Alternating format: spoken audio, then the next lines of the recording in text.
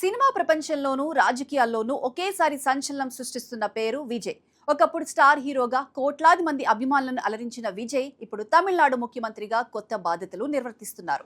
అయితే ఆయన నటించిన చివరి సినిమాగా చెబుతున్న జననాయగన్ మరోసారి వార్తల్లోకి వచ్చింది. సినిమా రిలీజ్ గురించి ఒక ఆసక్తికరమైన ప్రచారం ఇప్పుడు తమిళ సినీ పరిశ్రమలో హాట్ టాపిక్ గా మారింది. అసలు ఏమిటి ఆ ట్విస్ట్? ప్రొడ్యూసర్లకు విజయ్ ఇచ్చిన సూచనలు ఏంటి? డిస్ట్రిబ్యూటర్స్ తో జరిగిన ఒప్పందాల కథ ఏంటి? ఈ రోజు కార్యక్రమంలో పూర్తి వివరాలు తెలుసుకుందాం. జననాయగన్ ఎందుకు ప్రత్యేకంగా మారింది అనే విషయం తెలుసుకునే ముందుగా జననాయగన్ సినిమా గురించి మాట్లాడుకుందాం. విజయ్ రాజకీయాల్లోకి పూర్తి స్థాయిలో అడుగుపెట్టిన తర్వాత ఆయన నటించిన చివరి సినిమాగా ఈ చిత్రం ప్రచారం పొందుతోంది. అందుకే ఈ సినిమాపై మొదటి నుంచి భారీ అంచనాలు ఉన్నాయి. విజయ్ అభిమానులకు ఇది కేవలం సినిమా మాత్రమే కాదు, తమ అభిమాన హీరోను వెండి తెరపై చివరిసారిగా చూసే అవకాశం కూడా కావచ్చనే భావన.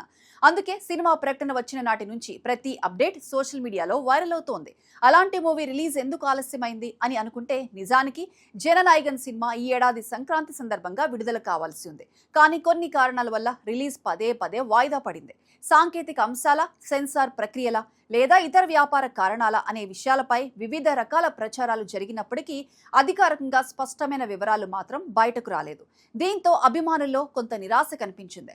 సినిమా ఎప్పుడు వస్తుంది అనే ప్రశ్నకు సమాధానం కోసం వారు ఎదురు చూస్తూనే ఉన్నారు. ఇప్పుడు వైరల్ అవుతున్న ట్విస్ట్ ఏంటి? ఇప్పుడు అందరి దృష్టిని ఆకర్షిస్తున్న అంశం ఇదే. సినిమా థియేట్రికల్ హక్కులు ఇప్పటికే పలువురు డిస్ట్రిబ్యూటర్లకు అమ్మినట్లు తెలుస్తోంది. సాధారణంగా పెద్ద సినిమాల్లో ఇలా ముందుగానే వ్యాపార ఒప్పందాలు పూర్తవుతాయి. కానీ తాజాగా సినీ వర్గాల్లో వినిపిస్తున్న వార్తల ప్రకారం ఆ ఒప్పందాలను రద్దు చేసుకోవాలని విజయ్ నిర్మాతలకు సూచించినట్లు ప్రచారం జరుగుతోంది. అంటే డిస్ట్రిబ్యూటర్లకు డబ్బులు తిరిగి ఇచ్చి సినిమాను నిర్మాతలే నేరుగా విడుదల చేయాలని సూచించారనే వార్తలు వినిపిస్తున్నాయి. ఇదే ఇప్పుడు తమిళ సినీ పరిశ్రమలో చర్చనీయాంశంగా మారింది. అలా చేస్తే లాభం ఏంటి? ఇప్పుడు చాలా మందికి ఒక సందేహం రావచ్చు. ఇప్పటికే అమ్మిన హక్కులను ఎందుకు వెనక్కి తీసుకోవాలి? దీనిపై పరిశ్రమ వర్గాలు చెబుతున్న విశ్లేషణ ఏమిటి? విజయ్ ముఖ్యమంత్రి అయిన తర్వాత ఆయనకు ఉన్న ప్రజాదరణ మరింత పెరిగిందని భావిస్తున్నారు. ఇలాంటి సమయంలో సినిమా విడుదలైతే రికార్డు స్థాయి ఓపెనింగ్స్ రావచ్చని అంచనా వేస్తున్నారు. అందుకే మధ్యవర్తుల ద్వారా కాకుండా నిర్మాతలే నేరుగా విడుదల చేస్తే మరింత ఆదాయం వచ్చే అవకాశం ఉందనే అభిప్రాయాలు వ్యక్తమవుతున్నాయి. అయితే ఇవన్నీ కేవలం విశ్లేషణలే. అధికారికంగా ఎవరూ ఈ విషయాన్ని ధృవీకరించలేదు. ఈ విషయం ఇలా ఉంటే రోజు రోజుకు ఫ్యాన్స్ లో ఆసక్తి పెరిగిపోతుంది. ఏ సినిమా అయినా ప్రేక్షకుల అంచనాలే దాని విజయానికి మొదటి మెట్టు. అయితే జననాయగన్ విషయంలో పరిస్థితి మరింత భిన్నంగా కనిపిస్తోంది. ఎందుకంటే ఇది విజయ్ చివరి సినిమా కావచ్చనే ప్రచారం ఒకవైపు, ముఖ్యమంత్రిగా ఉన్న సమయంలో విడుదలవుతుండటం మరోవైపు. ఈ రెండు అంశాలు ప్రేక్షకుల్లో విపరీతమైన ఆసక్తిని పెంచుతున్నాయి. సోషల్ మీడియాలో ఇప్పటికే ఫ్యాన్స్ పోస్టర్లు, వీడియోలు, హ్యాష్ ట్యాగ్స్ తో హల్చల్ చేస్తున్నారు. ఇంకో ఆసక్తికరమైన అంశం కూడా ప్రచారంలో ఉంది. ఈ నెల 22వ తేదీన విజయ్ పుట్టినరోజు. దీంతో ఆయన జన్మదిన వేడుకల సందర్భంగా ఆ సినిమాను ప్రేక్షకుల ముందుకు తీసుకురావాలని చిత్ర బృందం నిర్ణయించినట్లు టాక్. అధికారిక ప్రకటన ప్రకారం జూన్ 18న సినిమాను విడుదల చేస్తున్నట్లు వార్తలు వస్తున్నాయి.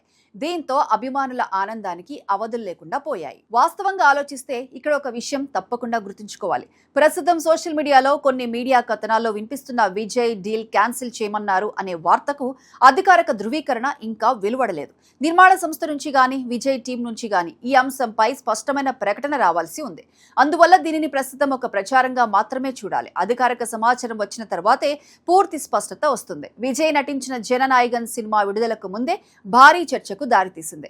విజయ్ రాజకీయ ప్రయాణం, సినిమాపై ఉన్న అంచనాలు, రిలీజ్ చుట్టూ జరుగుతున్న ప్రచారం, ఈ మూడు అంశాలు కలిసి ఈ చిత్రాన్ని మరింత ప్రత్యేకంగా మార్చేశాయి.